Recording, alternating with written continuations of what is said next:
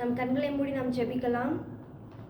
நம்ம எல்லாரும் இந்த காலை பொழுதுல தேவன் நோக்கி நம்ம எல்லாரும் இந்த காலை பொழுதுல இந்த நாள் கொடுத்ததற்காக நம்ம தேவனுக்கு நாம் நன்றி செலுத்தி இந்த நாளை நம்ம துவங்க இருக்கிறோம். இந்த நாளான வார்த்தைக்காக, இந்த நாளான ஆசீர்வாதத்துக்காக நம்ம எல்லாரும் குடும்பமாய், சபை மக்களாய், ஒருமனப்பட்டவர்களாய் நம்ம தேவனை நோக்கி நம்ம பார்க்கலாம். கண்களை மூடி நம்ம ஜெபிக்கலாமே. கர்த்தாவே அப்பா, இந்த நாளை எங்களுக்கு நீர் கொடுத்ததற்காக உங்களுக்கு நாங்கள் நன்றி செலுத்துகிறோம் அப்பா. உங்களுக்கு நாங்கள் நன்றி சொல்ல 1000 நாவுகள் கூட போதாது ராஜா. தினந்தோறும் ஒரு நாள்லையும் எங்களோடு பேசி கொண்டு வருகிறதற்காக உங்களுக்கு நாங்கள் நன்றி செலுத்துகிறோம். இந்த மார்னிங் டிவோஷன் மூலமாய் அப்பா ஒவ்வொரு நாளும் கர்த்தர் நீர் எங்களை பாதுகாத்து வருகிறதற்காக உங்களுக்கு நாங்கள் நன்றி செலுத்துகிறோம் ராஜா.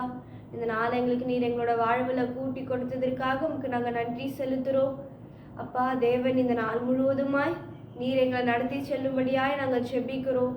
தேவகரம் எங்களை ஆசீர்வதிக்கும்படியாய் நீர் எல்லா தடைகளையும் உடைத்து உங்களுடைய பிள்ளைகளோடு தேவன் நீர் பேசும்படியாய் இந்த நாள் நம்முடைய பிள்ளைகள் என்னென்ன காரியங்கள் எல்லாம் செய்ய இருக்கிறாங்களோ கர்த்தர் நீர் அவர்களுக்கு எல்லா வழி வாசல்களை திறக்கும்படியாய் நாங்கள் ஜெபிக்கிறோம். எல்லாவற்றையும் உங்களுடைய கருத்தில் கொடுக்கிறோம். கர்த்தர் இன்னும் அநேக பேரை கர்த்தர் இந்த ஆராதனையில் கலந்துக்கும்படியாய் கர்த்தர் நீர் கிருபை செய்யுங்க. எல்லாவற்றையும் உங்களுடைய கருத்தை நாங்கள் கொடுக்கிறோம். இயேசு மூலமாய் கேட்கிற மிக ஜீவ நல்ல பிதாவே, ஆமென். கிறிஸ்துவுக்குள் பிரியமானவர்களே, உங்கள் யாவரையும் ஆண்டவராகிய இயேசு கிறிஸ்துவின் இனிதான நாமத்தினாலே வாழ்த்துகிறேன். இந்த காலை தியானத்திற்கு உங்களை அன்புடன் வரவேற்கிறேன். ஆண்டவர் தாமே இந்த நாளிலே நம்ம மத்தியிலே மகிமைப்படுவாராக. இந்த நாளினுடைய வாக்குத்தத்த வசனத்திற்கு நேராக திருப்பிக் கொள்ளலாம். எசையா 48வது அதிகாரம் 15வது வசனம். ஆண்டவர் இப்படியாக நமக்கு இந்த நாளிலே வாக்குத்தத்தமாக நம்மோடு கூட இடைப்படுகிறார். நானே அதை சொன்னேன், நான் அவனை அழைத்தேன், நான் அவனை வரப்பண்ணினேன், அவன் வழி வாய்க்கும். ஹல்லேலூயா. ஆண்டவர் நம்மை அழைத்தவராயிருக்கிறார். தேவன் தான் நம்மை அழைத்திருக்கிறார். ஆண்டவர் நம் ஒவ்வொருவரையும் அழைத்திருக்கிறார். நாம் ஒவ்வொருவரும் ஒவ்வொரு விதமான வெவ்வேறு விதமான பின்னணியிலே வளர்ந்தவர்கள், வாழ்ந்தவர்கள். நம்மை ஆண்டவர் அவருடைய நாமத்துக்காக, அவருக்காக வாழும்படிக்கு, அவருடைய பணியை செய்யும்படிக்கு தேவன் நம்மை அழைத்திருக்கிறார். தேவன் நம்மை அழைத்து நம்மை ஒன்று சேர்த்திருக்கிறார். இந்த நாளிலே நமக்கு அவருக்காக வாழ வேண்டும், பரிசுத்தமாய் வாழ வேண்டும், அவருடைய பிள்ளைகளாக நாம் வாழ வேண்டும் என்று சொல்லி, அவருடைய பணியை, அவருடைய ஊழியத்தை நாம் செயல்படுத்த வேண்டும் என்று சொல்லி தேவன் நம்மை அழைத்த தேவனாய் இருக்கிறார். அவர் நம்மை அழைத்திருக்கிறார். எசையா 48வது அதிகாரத்திலேயே 12வது வசனத்தை வாசிக்கும் பொழுது, யாக்கோபே, நான் அழைத்திருக்கிற இஸ்ரவேலே. ஆண்டவர் அழைத்திருக்கிறார். யாக்கோபை போல ஆண்டவரை அறிந்தும் தன்னுடைய இஷ்டம் போல, மனம் போல வாழ்ந்த வாழ்க்கை நாம் ஒருவேளை வாழ்ந்திருக்கலாம். அப்படிப்பட்டவர்களாக இருந்தாலும், மனம் திரும்பி இஸ்ரவேலாக மாறினவர்களாக இருந்தாலும், நாம் யாராக இருந்தாலும், எப்படிப்பட்ட குணாதிசயம் உடையவர்களாக இருந்தாலும், எப்படிப்பட்ட பின்னணியிலே பிறந்து வளர்ந்து வாழ்ந்தவர்களாக இருந்தாலும், நம்மை அழைத்தவர் தேவனே. அவர் நம்மை அழைத்திருக்கிறார். ஆண்டவர் தான் நம்மை ஒவ்வொருவரையும் அழைத்திருக்கிறார். அவர் அது மட்டுமல்ல, நம்மை அவர் வரவழைத்திருக்கிறாராம். இந்த ஸ்தானத்திலே இப்பொழுது நாம் இருக்கக்கூடிய இந்த பொறுப்புகள், நாம் வகிக்கக்கூடிய பொறுப்புகள், நாம் வகிக்கக்கூடிய ஸ்தானங்களிலே நம்மை வரவழைத்தவர் தேவனாயிருக்கிறார். அநேக வேளைகளில் நாம் நினைத்துக் கொண்டிருக்கிறோம், இப்படியாக என்னுடைய வாழ்வு ஆசீர்வதிக்கப்பட வேண்டும், இப்படி நான் வர வேண்டும் என்று நாம் தான் முயற்சி செய்தோம், அதை நாம் பெற்றுவிட்டோம் என்று நாம் நினைத்துக் கொண்டிருக்கிறோம். நான் கண்ட கனவு என்னுடைய வாழ்விலே பலித்து விட்டது என்று நாம் நினைத்துக் கொண்டிருக்கிறோம். ஆனால் சற்று நிதானித்து யோசித்து பாருங்களேன். இந்த வாழ்க்கை, நாம் வாழ்கிற இந்த வாழ்க்கை, அல்லது இந்த சமுதாயத்தில் இப்பொழுது நாம் என்ன பொறுப்பில் இருக்கிறோமோ, அல்லது தேவ பணியிலே ஆண்டவர் நமக்கு என்ன ஸ்தானத்தை கொடுத்திருக்கிறாரோ, இதெல்லாம் நிச்சயம் இந்த அளவிற்கு நாம் வருவோம், அல்லது இதை நாம் செய்வோம் என்பது நம்முடைய கனவாகவோ அல்லது நம்முடைய முயற்சியாகவோ நிச்சயம் இருந்திருக்காது. நான் ஆசீர்வதிக்கப்பட வேண்டும், என்னுடைய குடும்பம் ஆசீர்வாதமாக இருக்க வேண்டும், என் பிள்ளைகள் நல்ல நிலையில இருக்க வேண்டும் என்று நாம் தேவனிடத்திலே நாம் ஜெபித்திருப்போம், ஆண்டவரிடத்தில் அழுது கேட்டிருப்போம், உபவாசித்திருப்போம். ஆனால் அதற்கும் மேலாக கர்த்தர் நம்மை ஆசீர்வதித்திருக்கிறார். ஹல்லேலூயா. அதற்கு மேலாக இன்னும் அதிகமாகத்தான் ஆண்டவர் நமக்கு நல்ல ஒரு அந்தஸ்தை, நிலையை தேவன் நமக்கு கொடுத்திருக்கிறார், ஆசீர்வாதங்களை நமக்கு கொடுத்திருக்கிறார். ஆக இப்பொழுது நாம் வகிக்கிற இந்த ஸ்தானத்திற்கு, இப்பொழுது நாம் செய்து கொண்டிருக்கிற இந்த தேவ பணிக்கு நம்மை வரவழைத்தவர் தேவனே. ஹல்லேலூயா. நம்மை வரவழைத்தவர் ஆண்டவர் தாங்க. நம்ம இந்த உலகத்துல அழைத்தவர் தேவன் தான். நாம் வகிக்கக்கூடிய இந்த ஸ்தானத்திற்கு நம்மை வரவழைத்தவர் தேவன் தான். இதை நாம் முதலாவது புரிந்து கொள்ள வேண்டும். ஏதோ நான் செய்த முயற்சி அல்லது அல்லது என்னுடைய தாளந்துக்கு இந்த ஆசீர்வாதம் எனக்கு கிடைத்திருக்கிறது என்று சொல்லி நாம் ஒருபோதும் நினைக்க கூடாது. இந்த குடும்பத்திலே நான் பிறந்திருக்கிறேன், இந்த குடும்பத்திலே நான் வளர்ந்திருக்கிறேன், இப்படிப்பட்ட ஆசீர்வாதங்கள், இப்படிப்பட்ட பின்னணியிலே நான் வந்திருப்பது ஏதோ என்னுடைய முயற்சி என்று நாம் ஒருபொழுதும் நினைக்க கூடாது. இவைகளெல்லாம் கர்த்தர் நம்மை அழைத்தது, அவர் நம்மை வரவழைத்தது. இந்த ஸ்தானத்திற்கு நாம் காணப்பட வேண்டும், இந்த பொறுப்புகள் நாம் வகிக்க வேண்டும் என்பது கர்த்தர் வரவழைத்தது. இந்த குடும்பத்திலே பிறக்க வேண்டும் என்று கர்த்தர் நம்மை அழைத்திருக்கிறார். ஆண்டவர் நம்மை வரவழைத்திருக்கிறார் இந்த ஸ்தானத்திற்கு. இதை நாம் முதலாவது உணர்ந்து கொள்ள வேண்டும். அவர்தான் நம்மை இந்த ஸ்தானத்திற்கு வரவழைத்திருக்கிறார், அவர்தான் நம்மை அழைத்திருக்கிறார். யோவான் 15வது அதிகாரம் 16வது வசனம் மிக தெளிவாக சொல்கிறது, நாம் ஆண்டவரை தெரிந்து கொள்ளுங்க, அவர்தாங்க நம்மை தெரிந்து கொண்டிருக்கிறார். ஹல்லேலூயா, அவர்தான் நம்மை தெரிந்து கொண்டிருக்கிறார். யோவான் 15வது அதிகாரம் 16வது வசனம் வாசிக்கும் பொழுது, நீங்கள் என்னை தெரிந்து கொள்ளவில்லை, நான் உங்களை தெரிந்து கொண்டேன், நான் தான் உங்களை தெரிந்து கொண்டேன் என்று ஆண்டவர் சொல்கிறார். நாம் அவரை தெரிந்து கொண்டோம் என்று நாம் நினைத்துக் கொண்டிருக்கிறோம். நம்ம சொல்றோம், நான் ஆண்டவரை தெரிந்து கொண்டேன். யாராவது நம்ம பேசும் பொழுது, நம்மை குறித்து நாம் மற்றவர்களிடத்தில் பகிர்ந்து கொள்ளும் பொழுது நாம் சொல்லக்கூடிய காரியம், என்னுடைய 15வது வயதிலே நான் ஆண்டவரை தெரிந்து கொண்டேன், அல்லது என்னுடைய 20வது வயதிலே நான் இந்த விதமாக இப்படியாக நான் ஆண்டவரை தெரிந்து கொண்டேன் என்று நாம் சொல்லுகிறோம். ஆனால் அது மிக தவறு. நாம் அல்ல, அவரே நம்மை தெரிந்து கொண்டிருக்கிறார். எவ்வளவு ஒரு உன்னதமான தேவன் பாருங்களேன். அவர் நம்மை தெரிந்து கொண்டிருக்கிறாராம். நம்ம நினைத்து கொண்டிருக்கிறோம், என்னை யார் பார்க்கிறாங்க, என்னை யார் கேட்கிறாங்க, என்னுடைய நடைமுறைகளை குறித்து என்னை அறிந்தவர்கள் யார் என்று சொல்லி நாம் நினைத்துக் கொண்டிருக்கலாம். ஆனால் ஆண்டவர் சொல்லுகிறார், நீங்கள் அல்ல, நான் உங்களை தெரிந்து கொண்டேன். அவர் நம்மை தெரிந்து கொண்டிருக்கிறார், அவர் நம்மை அழைத்திருக்கிறார், அவர் இந்த ஸ்தானத்திலே நாம் காணப்பட வேண்டும் என்று நம்மை அவர் வரவழைத்திருக்கிறார். இதை நாம் முதலாவது புரிந்து கொண்டு நம்முடைய வாழ்வை நடத்துவது நமக்கு மிகவும் ஆசீர்வாதமாய் காணப்படும். எனக்கு அருமையானவர்களே, எபேசியர் 1வது அதிகாரம் 4வது வசனத்தை வாசிக்கும் பொழுது ஆண்டவர் மிக தெளிவாக சொல்கிறார், அவர் கிறிஸ்துவுக்குள் உன்னதங்களிலே ஆவிக்குரிய சகல ஆசீர்வாதத்தினாலும் நம்மை அவர் ஆசீர்வதித்திருக்கிறாராம். அது மட்டுமல்ல, தமக்கு முன்பாக நாம் அன்பிலே பரிசுத்தம் உள்ளவர்களாகவும் குற்றம் இல்லாதவர்களாகவும் இருப்பதற்கு அவர் உலக தோற்றத்துக்கு முன்னே கிறிஸ்துவுக்குள் நம்மை தெரிந்து கொண்டபடியே. அவர் என்ன செய்யறார் பாருங்க, அவர் கிறிஸ்துவுக்குள் நம்மை தெரிந்து கொண்டிருக்கிறாராம். எப்பொழுது? உலக தோற்றத்திற்கு முன்பாகவே தேவன் நம்மை கிறிஸ்துவுக்குள் நம்மை அவர் தெரிந்து கொண்டிருக்கிறாராம்.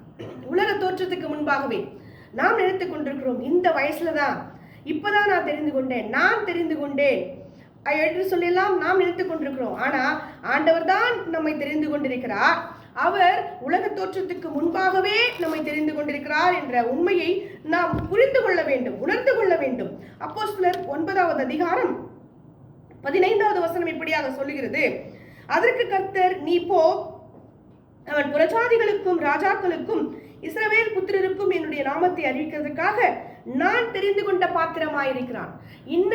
இன்னான் இந்த ஊழியத்தை செய்ய வேண்டும், இன்னான் இப்படியாக காணப்பட வேண்டும், தேவ பணியிலே ஈடுபட வேண்டும், இன்னென்ன பிரகாரமாக அவனுடைய வாழ்விலே அவன் ஆண்டவரை மகிமைப்படுத்த வேண்டும் என்பதையும் ஆண்டவர் தெரிந்து கொண்டிருக்கிறாராம். இந்த இடத்துல பாருங்கள், ஆண்டவர் அவன் செய்ய வேண்டிய ஊழியம் என்ன என்பதை தேவன் தெரிந்து கொண்டிருக்கிறாராம். நான் தெரிந்து கொண்ட பாத்திரமாய் இருக்கிறான் என்று சொல்கிறார். அவன் யாரை சந்திக்க வேண்டும்?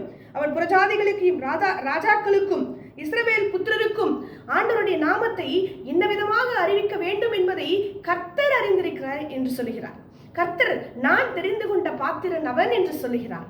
எவ்வளவு ஒரு அன்பான ஒரு தேவன், உன்னதமான ஒரு தேவன், வல்லமையுள்ள தேவனை நாம் ஆராதித்துக் கொண்டிருக்கிறோம் என்பதை நாம் உணர்ந்து கொள்ள வேண்டும்.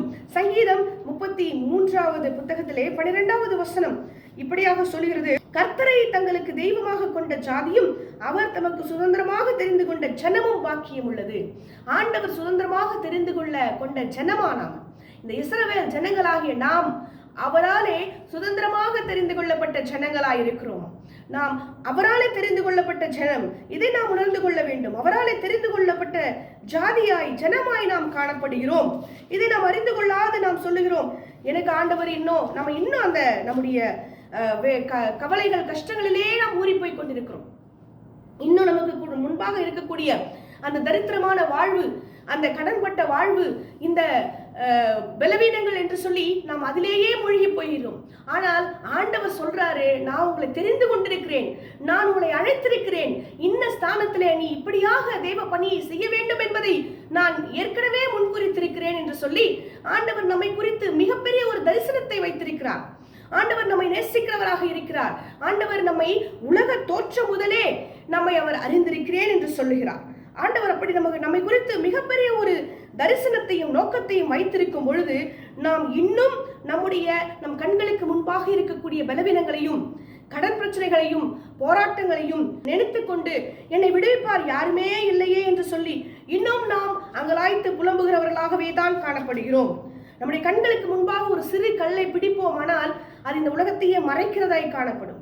அப்படிதான் நம்முடைய கண்களுக்கு முன்பாக நமக்கு காணப்படக்கூடிய ஒரு சிறு போராட்டங்களையும் கவலை கண்ணீராய் காணப்படக்கூடிய பலவீனங்களையும் தேவைகளையும் நாம் பெரிதாக நினைத்து கொண்டு இந்த உலகத்திலே மற்ற எல்லாவற்றையும் நாம் மறந்து போய்விட்டோம். தேவன் இம்மட்டும் நம்மை நடத்தி வந்த பாதைகளை மறந்து போய்விட்டோம்.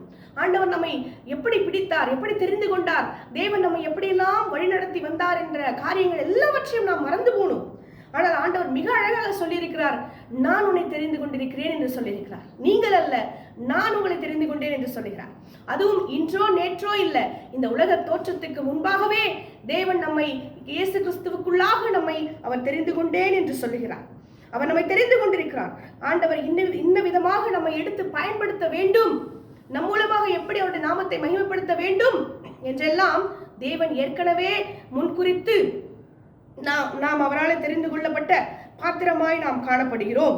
ஆண்டவர் அது மட்டும் அல்லாதபடிக்கு சங்கீதம் 89:3 வசனத்தில் இப்படியா சொல்கிறார், என்னால் தெரிந்து கொள்ளப்பட்டவனோட உடன்படிக்கை பண்ணி என் தாசனாகிய தாவீதை நோக்கி என்னாலே தெரிந்து கொள்ளப்பட்டவன் என்று சொல்கிறார். தாவீதை குறித்து ஆண்டவர் சொல்லும் பொழுது என்னாலே தெரிந்து கொள்ளப்பட்டவன், அவர் தெரிந்து கொண்டவர்களை தேவன் என்ன செய்கிறார் தெரியுங்களா? அவர்களோடு கூட அவர் உடன்படிக்கை செய்கிறவராய் காணப்படுகிறார். இந்த உடன்படிக்கை என்பது 2 ராஜ்யங்கள், 2 தேசங்கள் தங்களுக்குள்ளாக செய்து கொள்ளுகிற ஒரு உடன்படிக்கையாய் காணப்படுகிறது. யாரெல்லாம் உடன்படிக்கை செய்வாங்க? இராணுவ காரியங்களை குறித்து, இராணுவ ரகசியங்களை குறித்து, ஒரு நாட்டினுடைய பாதுகாப்பை குறித்து 2 நாடுகளும் அவர்கள் தங்களுக்குள்ளாக பேசி ஒரு முடிவெடுத்துக் கொள்வதுதான் ஒரு உடன்படிக்கை செய்து கொள்ளுகிற ஒரு காரியம். 2 நாடுகளுமே வலிமை பொருந்தின நாடுகளாய் இருக்கும். அமெரிக்க தேசம் எடுத்துக்கொள்ளலாம். அமெரிக்க தேசமும் இன்னும் ஒரு பெரிய ஒரு நல்ல ஒரு வல்லமை மிக்க சாம்ராஜ்யமும், 2 சாம்ராஜ்யங்கள் இணைந்து அவர்கள் தங்களுக்குள்ளாக உடன்படிக்கை செய்து கொள்கிற ஒரு காரியம். வணிக வர்த்தகங்களை குறித்தும், பாதுகாப்பை குறித்து, இராணுவங்களை குறித்து, இப்படியெல்லாம் பற்பல காரியங்களை குறித்து அவர்கள் தங்களுக்குள்ளாக உடன்படிக்கை செய்து கொள்ளுகிறது தான் ஒரு உடன்படிக்கைக்குரிய ஒரு காரியமாய் இந்த நாளிலே காணப்படுகிறது. ஆண்டவர் அப்படிதான் நம்மை குறித்து சொல்லுகிறார். நாம் வலிமை மிக்கவர்கள் அல்ல, நாம் மிகவும் மகத்துவம் உள்ளவர்கள் அல்ல, உன்னதமானவர்கள் அல்ல, பரிசுத்தம் உள்ளவர்கள் இல்ல. ஆனா ஆண்டவர் சொல்றாரு, அவர் தெரிந்து கொள்ளுகிறார், நம்மை அவர் அழைத்திருக்கிறார். ஆண்டவர் நம்மோட கூட உடன்படிக்கை செய்கிறாராம்.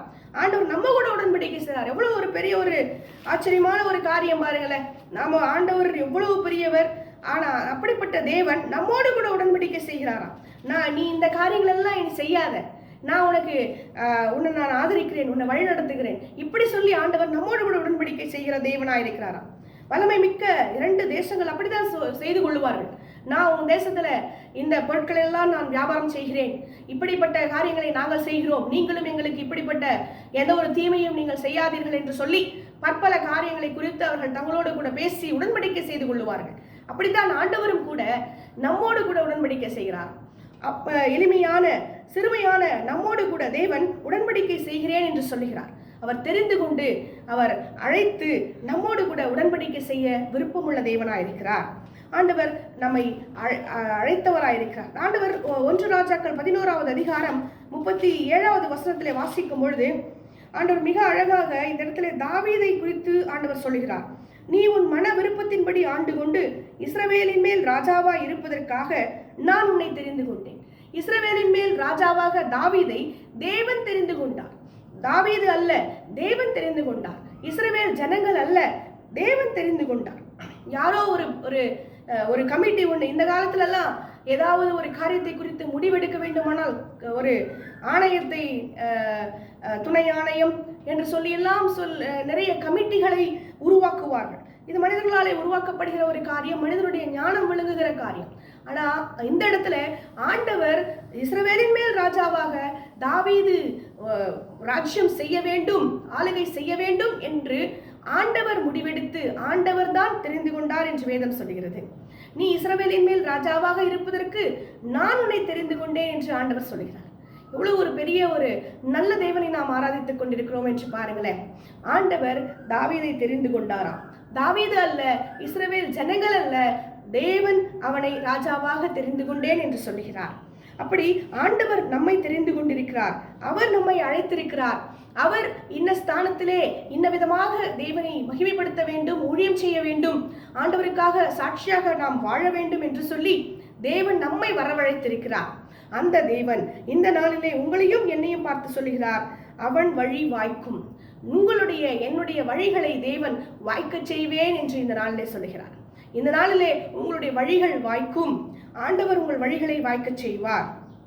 உங்கள் பிள்ளைகளுக்காக, உங்கள் குடும்பத்திற்காக நீங்கள் எடுக்கிற ஒவ்வொரு முயற்சிகளிலும் தேவன் வழிகளை வாய்க்க செய்வார். ஏசாயா 48வது அதிகாரத்திலே 14வது வசனத்தை வாசிக்கும் பொழுது, நீங்கள் எல்லாரும் கூடி வந்து கேளுங்கள், கர்த்தருக்கு பிரியமானவன் அவருக்கு சித்தமானதை பாபிலோனில் செய்வான், அவன் புயம் கல்தேயரின் மேல் இருக்கும் என்பதை இவர்களில் அறிவித்தவன் யார்?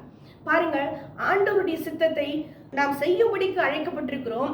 அதுவும் எந்த இடத்துல இஸ்ரவேல் ஜனங்கள் செய்தார்கள் தெரியுங்களா?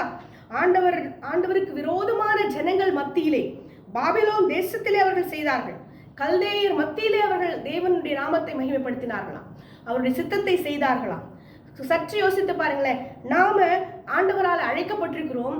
ஆண்டவர்னால இந்த உலகத்துல நாம, இந்த சமுதாயத்துல, இந்த தேவ பணியில ஆண்டவர்னால பொறுப்புகளை கொடுக்கப்பட்டு, அவர்னால, அவருடைய கிருபையினால நாம் இந்த பொறுப்புகளை வகித்துக் கொண்டிருக்கிறோம், இந்த ஊழியங்களை செய்து கொண்டிருக்கிறோம். இந்த விதமாக தேவனுடைய நாமத்தை நாம் மகிமைப்படுத்தி கொண்டிருக்கிறோம். ஆனால் இந்த காரியத்துல நாம் எப்படி இருக்கிறோம் என்று யோசித்து பாருங்க. இந்த இஸ்ரவேல் ஜனங்கள் பாபிலோன் மத்தியிலே, பாபிலோன் தேசத்திலே, கல்தேயர் மத்தியிலே தேவனுடைய நாமத்தை அவர்கள் மகிமைப்படுத்தினார்களாம். தேவனுடைய சித்தத்தை அவர்கள் செய்தார்களாம். சற்று யோசித்து பாருங்களேன். அப்படி ஆண்டவராலே அழைக்கப்பட்டு ஆண்டவராலே தெரிந்து கொள்ளப்பட்டவர்களாகிய நாம் என்ன இடத்திலே ஆண்டவருடைய நாமத்தை மகிமைப்படுத்தி கொண்டிருக்கிறோம்? என்னுடைய சூழ்நிலைகள் சரியில்லை, என்னை சுற்றி இருக்கிறவர்கள் எல்லாம் ஆண்டவரை அறியாதவர்கள், இப்படிப்பட்ட காரியம் எனக்கு ஆண்டவரை அறிவிக்கும்படிக்கு எனக்கு சூழ்நிலை அமையவில்லை என்றெல்லாம் சாக்கு போக்குகளை சொல்லி தேவனுடைய நாமத்தை நாம் மகிமைப்படுத்தாது இருக்கிறோமா? யோசித்து பாருங்களேன். இந்த இடத்துல அழைக்கப்பட்ட இந்த இஸ்ரவேல் ஜனங்கள் யார் தெரியுங்களா? எப்படிப்பட்டவங்க தெரியுங்களா? அவங்க பாபிலோன் தேசத்திலே ஆண்டவருக்கு விரோதமாக செயல்பட்ட மக்கள் மத்தியிலே, கல்தேயர் மத்தியிலே தேவனுடைய சித்தத்தை செய்தவர்களாம். அப்படிப்பட்டவர்களை பார்த்து ஆண்டவர் மிக பெருமையோடு ஆண்டவர் சொல்றாரு, இந்த ஜனங்களை நான் அழைத்தேன், நான் வரவழைத்தேன், நான் அவர்கள் வழிகளை வாய்க்க செய்வேன். ஹல்லேலூயா. எனக்கு அருமையானவர்களே, இந்த இடத்துல ஆண்டவர் உங்களையும் என்னையும் பார்த்து இந்த நாளில் சொல்லுகிறார், நான் உங்களை அழைத்திருக்கிறேன், இன்ன ஸ்தானத்திலே இப்படியாக நீங்கள் வாழ வேண்டும் என்று நான் உங்களை வரவழைத்திருக்கிறேன், நீங்கள் உங்களுடைய வழிகளை நான் வாய்க்க செய்வேன் என்று ஆண்டவர் சொல்கிறார். ஆனால் அழைக்கப்பட்டவர்களாக ஆண்டவருடைய கரங்களிலிருந்து பொறுப்புகளை பெற்றுக்கொண்டவர்களாக இருக்கக்கூடிய நாம் எப்படிப்பட்டவர்களாக இருக்கிறோம் என்று யோசித்து பாருங்களேன். இந்த 14வது வசனத்துல சொல்லபடி நாம் பாபிலோன் தேசமா இருந்தாலும், கல்தேயர் மத்தியிலே நாம் வாழ்ந்தாலும் தேவனுடைய சித்தத்தை செய்கிறவர்களாக இருக்கிறோமா என்று சற்று சிந்தித்து பார்க்க நாம் இந்த நாளிலே அழைக்கப்பட்டிருக்கிறோம். இந்த கருமையானவர்களே, நாம் வாழ்கின்ற இந்த வாழ்வு நாம் தெரிந்து கொண்டது இல்லை, ஆண்டவர் நமக்கு கொடுத்தது. கர்த்தர் கிருபையாய் நமக்கு கொடுத்த வாழ்வு இது, கர்த்தர் கொடுத்த பொறுப்புகள் இது, கர்த்தர் கொடுத்த ஸ்தானம் இது. ஆகவே இதை உணர்ந்தவர்களாக தேவன் எதற்காக நமக்கு கொடுத்திருக்கிறார்? அவர் இப்பொழுது நம்முடைய வழிகளை வாய்க்க செய்யாததற்கான காரணம் என்ன? ஆண்டவர் தான் இது எல்லாத்தையும் கொடுத்தாரு, ஆனா எதுவுமே நன்மையா நடக்க மாட்டேங்குதே, எதுவுமே நான் எடுக்கிற காரியங்கள் தடையாய் முடிகிறதே, என்னுடைய முயற்சிகள் எல்லாம் வீணாய் போகிறதே என்று சொல்லி அங்கலாய்க்கிறவர்களாய் நீங்கள் ஒருவேளை இருக்கலாம். ஆனால் ஒரு காரியத்தை நீங்கள் புரிந்து கொள்ள வேண்டும், அழைத்தவர் ஒரு கட்டளை நமக்கு கொடுத்திருக்கிறார். சூழ்நிலை எதுவாய் இருந்தாலும், பாபிலோன் தேசமாய் இருந்தாலும், கல்தேயர் மத்தியிலே நீ வாழ்ந்தாலும் அவருடைய சித்தத்தை நீ செய்ய வேண்டும். அப்பொழுது அவர் உன் வழிகளை வாய்க்க செய்வார். ஹல்லேலூயா. அந்த தேவனை நாம் கண்களை மூடி நம்முடைய குடும்பத்தையும் நம்மையும் விட்டு கொடுத்து நாம் கண்களை மூடி ஜெபிக்கலாம். அன்பின் பரலோக பிதாவே, உம்மை நன்றியோடு நாங்கள் ஸ்தோத்திரிக்கிறோம், துதிக்கிறோம் ஆண்டவரே. இந்த நாளிலே தேவரே, நீர் எங்களோடு கூட இடைப்பட்ட வார்த்தைக்காக நன்றி ஆண்டவரே. நீர் எங்களை அழைத்திருக்கிறீர். இந்த ஸ்தானத்திலே, இந்த பொறுப்பிலே, இந்த ஊழியத்திலே நாங்கள் எப்படியாய் கூட நாங்கள் உம்முடைய நாமத்தை மகிமைப்படுத்த வேண்டும் என்பதிலே கர்த்தர் நீர் எங்களை வரவழைத்திருக்கிறீர் ஆண்டவரே. இந்த உலகத்திலே நாங்கள் வாழ்வது, நாங்கள் இந்த பதவிகளிலும் இப்படிப்பட்ட பொறுப்புகளிலும் நாங்கள் அங்கம் வகிப்பது உம்முடைய கிருபை என்பதை நாங்கள் உணர்ந்து கொண்டோம் ஆண்டவரே. எங்களுடைய வழிகள் இந்த நாளிலே வாய்க்க வேண்டுமானால் நாங்கள் ஆதி காலத்திலே பாபிலோன் தேசமாயிருந்தாலும் கல்தேயர் மத்தியிலே வாழ்ந்தாலும் இஸ்ரவேல் ஜனங்கள் உம்முடைய சித்தத்தை செய்யும்படி அவர்கள் முயற்சித்த பொழுது அவருடைய வழிகள் வாய்த்தது என்று நாங்கள் உணர்ந்து கொண்டோம் ஆண்டவரே. இந்த நாளிலும் எங்கள் யாவரையும் நாங்கள் தாழ்த்தி ஒப்புக் கொடுக்கிறோம். இதோ ஆண்டவரே, எங்களுடைய சூழ்நிலைகளையும் எங்களுடைய ஆமெனப்பா பலவீனங்களையும் நாங்கள் காரணங்கள் காண்பித்து நாங்கள் உம்முடைய நாமத்தை மகிமைப்படுத்தாதபடி, உம்முடைய சித்தத்தை செய்யாதபடி நாங்கள் இனி வாழப்போவதில்லை ஆண்டவரே. ஒவ்வொரு நாளும் உம்முடைய சித்தத்தை நாங்கள் செய்ய முயற்சிக்கிறோம் ஆண்டவரே. உமக்கு பிரியமாய் வாழ நாங்கள் எங்களை ஒப்புக் கொடுக்கிறோம் ஆண்டவரே. உம்முடைய நாமத்தை நாங்கள் மகிமைப்படுத்துவோம் என்று இதோ நாங்கள் எங்களை தாழ்த்தி உம்முடைய சமூகத்திலே நாங்கள் பொருத்தனை செய்து கொள்கிறோம் ஆண்டவரே. ஆமெனப்பா, எங்களையும் ஒரு பொருட்டாக எண்ணி கர்த்தர் நீர் எங்களோடு கூட உடன்படிக்கை செய்வேன் என்று சொல்லியிருக்கிறதே உமக்கு நன்றி ஆண்டவரே. நீங்கள் என்னை அல்ல, நானே உங்களை தெரிந்து கொண்டேன் என்று சொன்னீரே, உமக்கு நன்றி ஆண்டவரே. இந்த நாளில் எங்கள் ஒவ்வொருவரும் நீர் தெரிந்து கொண்டிருக்கிறீர், உமக்கு நன்றி ஆண்டவரே. இந்த காலை வேளையிலே அழுது புலம்பி வேதனையோடு பலவீனங்களோடு கடன் பிரச்சனைகளோடு விடுவிப்பார் யாருமே இல்லை என்று சொல்லி கதறிக்கொண்டிருக்கக்கூடிய ஒவ்வொரு சகோதர சகோதரிகளையும் கர்த்தர் கண்ணோக்கி பாருங்க. நீர் அவர்களை தெரிந்து கொண்டிருக்கிறீர் அப்பா.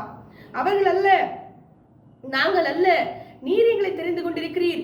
நீர் அவர்களை விடுவிக்க கூடும் ஆண்டவரே. உம்மாலே கூடும், உம்மாலே கூடாத காரியம் ஒன்றுமே இல்லை. ஆமெனப்பா, உலக தோற்றத்துக்கு முன்பாகவே கிறிஸ்துவுக்குள்ளாக எங்களை தெரிந்து கொண்டவர் அல்லவா நீர். இந்த வேளையிலே இறங்கி நீர் கிரியை செய்யுங்க. கிருபையாய் யாவரையும் விடுவித்தருளுங்க. ஒருவரும் கட்டுண்டு போகாதபடிக்கு, அடிமைதளத்தில் கட்டப்படாதபடிக்கு அனைவரையும் விடுவிப்பீராக. உமக்கு மாத்திரம் நாங்கள் கட்டுப்பட்டவர்களாக, உமக்கு மாத்திரம் நாங்கள் ஆண்டவரே கீழ்ப்படிந்தவர்களாக வாழ, உம்முடைய நாமத்தை மாத்திரம் மகிமைப்படுத்துகிறவர்களாக வாழ ஆமெனப்பா எங்களை தாழ்த்தி ஒப்புக் கொடுக்கிறோம். சுதந்திரவாளியாக நீ தெரிந்து கொண்ட ஜனம் இந்த இஸ்ரவேல் ஜனம் என்பதை நாங்கள் கண்டோம் ஆண்டவரே. அப்படிப்பட்டவர்களாக சுதந்திரத்தோடு கூட உம்மை மாத்திரம் ஆராதனை செய்து உம்மை மாத்திரம் நாங்கள் மகிமைப்படுத்த கிருபை பாராட்டுவீராக ஆண்டவரே. ஆமெனப்பா, இப்பொழுதும் அப்பா அநேக பலவீனங்களினாலும் வியாதிகளினாலும் கைவிடப்பட்ட சூழ்நிலையில மருத்துவமனையில் அவதிப்பட்டிருக்கக்கூடிய பிள்ளைகளுக்காக வந்து நிற்கிறோம். ஒவ்வொருவரையும் கர்த்தர் நீங்க தொடுங்க, விடுதலையாக்குங்க, பலப்படுத்துங்க, காத்துக் கொள்ளுங்க. ஆமெனப்பா, கடன் பிரச்சனைகளால் இருக்கக்கூடிய பலவிதமான தேவைகளோடு கூட போராடி கொண்டிருக்கக்கூடிய வாழ வழி இல்லையே என்று சொல்லி அங்கலாய்க்கிற ஒவ்வொருவரையும் உடைய கர்த்தரை ஒப்புக் கொடுக்கிறேன் ஆண்டவரே. ஒவ்வொருவருக்கும் கர்த்தர் நீர் வழிகளை வாய்க்க செய்யுங்க, தடைகளை உடைத்தருளுங்க, உமக்கு பிரியமானவர்களாக மாற்றி அருளுங்க. என்ன சூழ்நிலை அவர்கள் இருந்தாலும் உம்முடைய நாமத்தை மகிமைப்படுத்தும் பொழுது, உம்முடைய சித்தத்தை செயல்படுத்தும் பொழுது எங்களுடைய வழிகள் வாய்க்கும் என்பதை நாங்கள் உணர்ந்து கொண்டோம் ஆண்டவரே. ஆமெனப்பா, பாபிலோன் தேசத்திலே கல்தேயர் மத்தியிலே உம்முடைய சித்தத்தை செய்யும் பொழுது தேவன் நீர் எங்கள் வழிகளை வாய்க்க செய்வீர் என்பதை நாங்கள் அறிந்து கொண்டோம் ஆண்டவரே. ஆமெனப்பா, எங்களை முற்றிலும் கூட தாழ்த்தி நாங்கள் ஒப்புக் கொடுக்கிறோம். இந்த காலை தியானத்தில் அமர்ந்து கேட்டுக்கொண்டிருக்கக்கூடிய ஒவ்வொரு குடும்பத்தின் பெரியோர்களையும் உடைய கருத்தில் ஒப்புக் கொடுக்கிறேன். ஒவ்வொருவரையும் ஆசீர்வதிங்க, வெட்கப்படாத வாழ்வை கொடுங்க, பலப்படுத்துங்க, காத்துக்கொள்ளுங்க. ஆமெனப்பா, அப்படியாய் கூட சிறு குழந்தை முதல் பெரியோர் வரை யாவரையும் சிறு கரத்தில் ஒப்புக் கொடுக்கிறோம் ஆண்டவரே. கணவன் மனைவியா இணைக்கப்பட்டிருக்கக்கூடிய தம்பதிகளையும் உடைய கருத்தில் ஒப்புக் கொடுக்கிறேன். கர்த்தர் ஆசீர்வதிங்க, சமாதானத்தை கொடுத்துருங்க, கர்த்தர் வழி நடத்துங்க, உங்களுடைய சித்தத்தை நிறைவேற்றிக் கொள்ளுங்க ஆண்டவரே. பாபிலோன் தேசமா இருந்தாலும் கல்தேயர் மத்தியிலே வாழ்ந்தாலும் அவர்கள் எப்பொழுதும் உம்முடைய சித்தத்தை செயல்படுத்தும்படிக்கு அவர்கள் நோக்கமாய் இருக்க கர்த்தர் கிருபை பாராட்டுங்க ஆண்டவரே. ஆமெனப்பா, வாலிப பிள்ளைகளை உடைய கரத்தில் ஒப்புக் கொடுக்கிறேன். கர்த்தர் ஆசீர்வதிங்க ஆண்டவரே. அவர்கள் என்ன சூழ்நிலையில இருந்தாலும் கூட உம்முடைய சித்தத்தை செய்யட்டும் ஆண்டவரே, உமக்காக வாழட்டும் ஆண்டவரே. கர்த்தர்களை தெரிந்து கொண்டிருக்கிறீர், நீ உம்முடைய கரங்களில் ஒப்புக் கொடுக்கிறோம் அப்பா. சிறு பிள்ளைகளையும் உடைய கரத்தில் ஒப்புக் கொடுக்கிறேன். கர்த்தர் ஆசீர்வதிங்க, பலப்படுத்துங்க, காத்துக்கொள்ளுங்க. சிறு வயது முதலே உடைய நாமத்தை மகிமைப்படுத்தி வாழக்கூடிய ஒரு கிருபை பெற்ற வாழ்வை ஒவ்வொருவரும் அடைய கர்த்தர் நீங்க இந்த நாளில் இறங்க வேண்டும்படி ஜெபிக்கிறோம் ஆண்டவரே. ஆமெனப்பா, அப்படியாய் கூட இந்த நாளில் புதிதாக ஒவ்வொரு காரியங்களை தொடங்கவிருக்கக்கூடிய ஒவ்வொரு சகோதர சகோதரிகளையும் உடைய கரத்தில் ஒப்புக் கொடுக்கிறேன். ஆசீர்வதிங்க ஆண்டவரே. அவர்கள் வழிகளெல்லாம் வாய்க்க செய்திருங்க. நீரே அவர்களை தெரிந்து கொண்டிருக்கிறீர், நீரே அவர்களை வழிநடத்துங்க ஆண்டவரே. ஆமெனப்பா, அப்படியாய் கூட இந்த நாளில் திருமண நாளையும் பிறந்த நாளையும் காணவிருக்கக்கூடிய ஒவ்வொரு சகோதர சகோதரிகளையும் சிறு பிள்ளைகளையும் உடைய கரத்தில் ஒப்புக் கொடுக்கிறேன் ஆண்டவரே. ஆமெனப்பா, பிறந்த நாளை காணவிருக்கக்கூடிய சிறு பிள்ளைகளையும் கர்த்தர் ஆசீர்வதிங்க. கடந்த ஆண்டில இருந்த எந்த ஒரு பலவீனங்களோ தீமைகளோ ஒருவரையும் அணுகாதபடிக்கு கர்த்தர் இந்த புது ஆண்டிலே நன்மைகளை கொடுத்து ஆசீர்வதித்து வழிநடத்துவீராக. வழிகள் எல்லாவற்றையும் வாய்க்கச் செய்வீராக. கர்த்தர் நீரே இதை செய்தீர் என்று அவர்களோடு கூட இருந்து உங்களுடைய நாமத்தை மகிமைப்படுத்திக் கொள்கிறார். உடைய திருக்கரத்திலே யாவரையும் தாழ்த்தி ஒப்பு கொடுத்து கடந்து போகிறோம். இயேசுவின் நாமத்தில் ஜெபிக்கிறோம் எங்கள் ஜீவனுள்ள நல்ல பிதாவே, ஆமென். என் ஆத்துமாவே கர்த்தரை ஸ்தோத்திரி, என் முழு உளமையான பரிசுத்த நாமத்தை ஸ்தோத்திரி. என் ஆத்துமாவே கர்த்தரையே ஸ்தோத்திரி, அவர் செய்த சகல உபகாரங்களையும் மறவாதே. அவருடைய அக்கிரமங்கள் எல்லாம் மன்னித்து உன் நோய்களை எல்லாம் குணமாக்கி உன் பிராணனை அழிவுக்கு விலக்கி மீட்டு உன்னை கிருபையினாலும் இரக்கங்களாலும் முடிசூட்டி நன்மையினால் உன் வாயை திருப்தியாக்குகிறார். கழுகுக்கு சமானமாய் உன் வயது திரும்ப வாழ்வது போலாகிறது. ஆமென்.